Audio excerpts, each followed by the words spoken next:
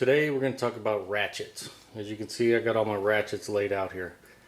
And I was just thinking, yeah, you know what? Which one of these would I choose if I could only pick one ratchet or one set of ratchets?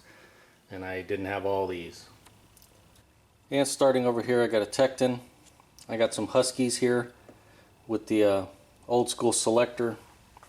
I got some GearWrench here. These are the standard length except for obviously the stubby here.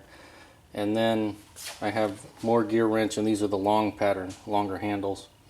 Give you more leverage. These are the Pittsburgh flex heads from Harbor Freight. These are also Pittsburgh Pro from Harbor Freight.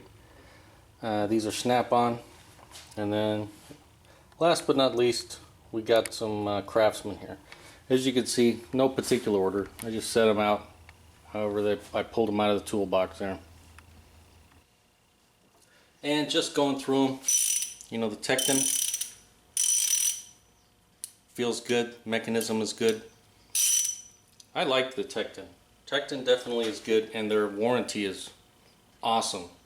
I mean, in most cases you take a picture of it, send it to the company, they send you a new one. You don't even have to mail the old one in. So that's definitely a big plus for Tekton. Husky, I mean, this is an older version, which I really like these mechanisms. They'll last forever. But Husky makes a good tool also. I don't mind them. GearWrench. I really like GearWrench. I'm not gonna blow any smoke. Mechanisms are nice and crisp. Teeth are nice, both the long pattern and the regular. Going over to the Pittsburgh, I like these flex heads. These are really nice. Very nice to have when you need to get in a certain area. Yeah, you definitely got to have these, I think. The mechanisms are okay. They're not great. The teeth are nice, but these switches leave a little bit to be desired. But the wrench works really well. Moving over to the other Harbor Freight Pittsburgh Pro, you can see this mechanism kind of sucks, hard to turn. 3/8 one a little bit easier, but it's sloppy. It doesn't want to stay in one position, so that's why I'd really like the Harbor Freight stuff, but these mechanisms and switches I don't like.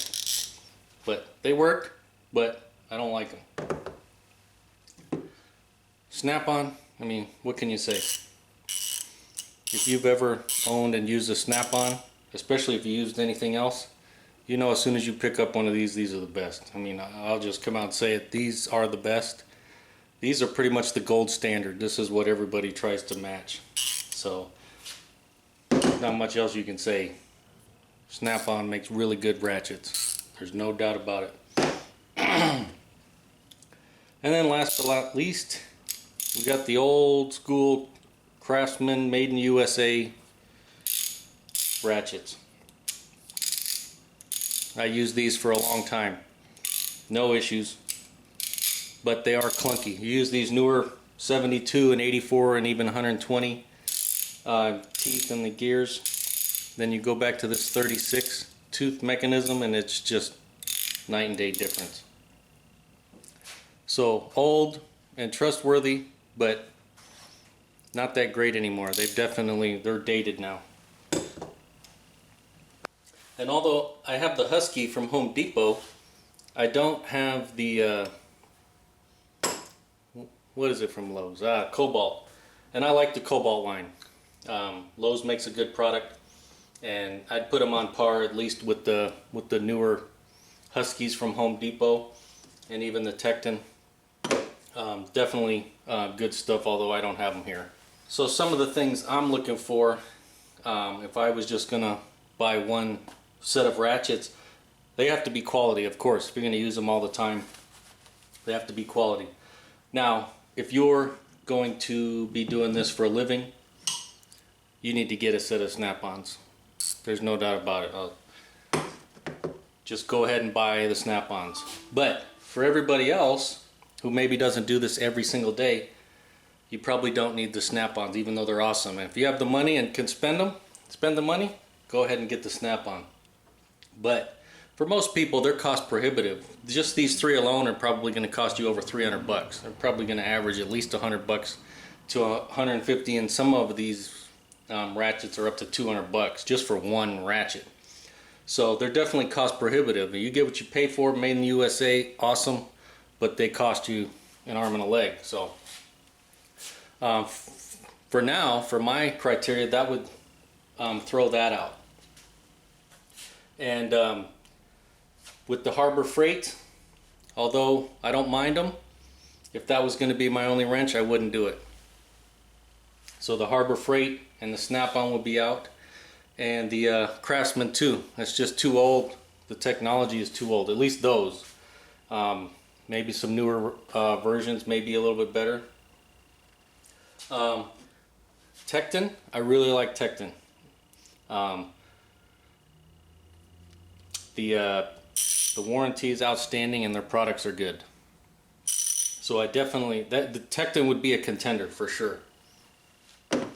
But I think if I was just gonna have to pick one line of wrenches, I would go with the GearWrench. I think the quality you get with the GearWrench, the mechanisms, the way they work, and then obviously you have a lifetime warranty on them. I think you can't go wrong with GearWrench. And that's what I would choose if I could only have one set.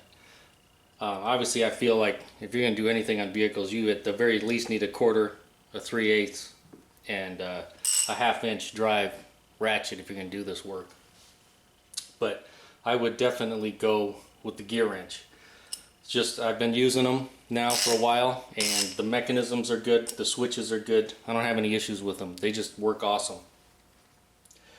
Heavy duty, so no issues with that. And they come in lots of different sizes. You can get flex heads like these also in the GearWrench. Obviously you can get long, you can get regular stubbies. So when it comes to variations, there's all kinds that you can get.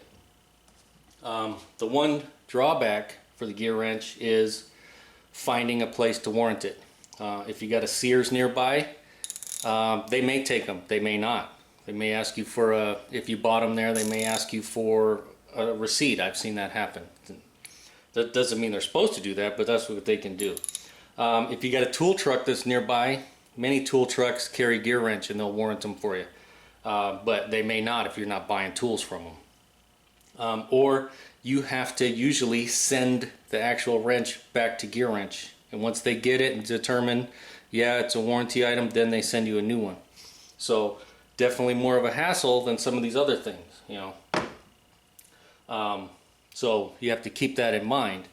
But I think overall, the value that you get, I think you can get a set of 1/4 inch, 3/8, and 1/2 inch for like 90 bucks on Amazon, something like that, close to 100 bucks. So for the price you'd pay for one Snap-on, you can get a set of 3,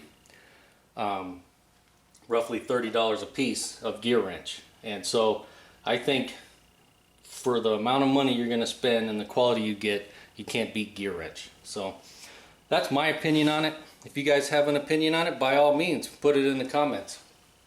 But I've used all these wrenches for a while now, and I don't have any issues with any of them. But if I had to choose one based on cost and performance and everything, I'd go with the GearWrench. If cost was not an option and I could just buy whatever I want, of course I'm going with the Snap-on, and that's usually what I will pick up when I'm fixing vehicles, is I'm going to go for the Snap-on first unless I need a specific length. That's why I have a lot of these. I like the different lengths and variations, and they can fit in different spots. But hey, if this video helped you out, make sure to give it a thumbs up. Thanks for watching. Oh, and one more thing. Santiago, Sergio, and Santi, if you guys are watching, thanks for help the other day. You guys are the best.